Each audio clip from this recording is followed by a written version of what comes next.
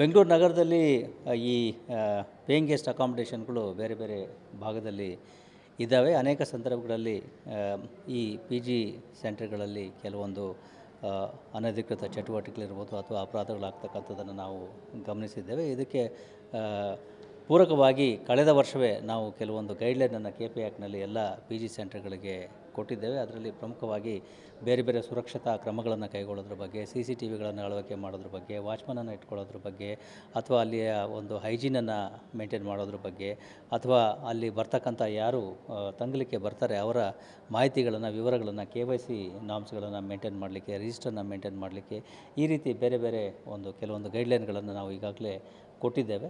ಈಗ ಇತ್ತೀಚೆಗೆ ಆಗಿರ್ತಕ್ಕಂಥ ಕೋರಮಂಗಲದ ಘಟನೆಯ ಹಿನ್ನೆಲೆಯಲ್ಲಿ ಇವತ್ತು ನಮ್ಮ ACP ಮೇಲ್ಮಟ್ಟದ ಮಾಸಿಕ ಸಭೆ ಏನಿತ್ತು, ಅದರಲ್ಲಿಯೂ ಕೂಡ ಎಲ್ಲ ಅಧಿಕಾರಿಗಳಿಗೆ ಅವರವರ ಪೊಲೀಸ್ ಠಾಣಾ ಹದ್ದಿನಲ್ಲಿರ್ತಕ್ಕಂಥ ಪಿ ಜಿ ಅಕಾಮಿಡೇಷನ್ಗಳು ಏನಿದ್ದಾವೆ ಅಲ್ಲಿ ಈ ಎಲ್ಲ ಗೈಡ್ಲೈನ್ಗಳು ಅನುಷ್ಠಾನ ಆಗ್ತಾ ಇದ್ದಾವೆ ಇಲ್ಲವೇ ಅನ್ನೋದ್ರ ಬಗ್ಗೆ ಮನವರಿಕೆ ಮಾಡಿಕೊಳ್ಳಿಕ್ಕೆ, ಇನ್ಸ್ಪೆಕ್ಟ್ ಮಾಡಲಿಕ್ಕೆ, ಪರಿಶೀಲನೆ ಮಾಡಲಿಕ್ಕೆ ಮತ್ತು ಆ ಪಿ ಜಿ ಸೆಂಟರ್ ಓನರ್ಗಳಿಗೆ ಸರಿಯಾಗಿ ಮನವರಿಕೆ ಮಾಡಿಕೊಡಲಿಕ್ಕೆ ಇವತ್ತು ಸೂಚನೆಗಳನ್ನು ನೀಡಲಾಗಿದೆ. ಸರ್, ಬೆಂಗಳೂರಿನಲ್ಲಿರುವಂಥ ಬಹುತೇಕ ಪಿ ಜಿಗಳು BBMPಯಿಂದ ಪರವಾನಗಿ ಪಡೆಯದೇ ಆ ಪಿ ಜಿಗಳನ್ನು ನಡೆಸ್ತಿದ್ದಾರೆ ಅನ್ನೋ ಬಗ್ಗೆ ಒಂದಷ್ಟು ಮಾಹಿತಿಗಳಿದೆ.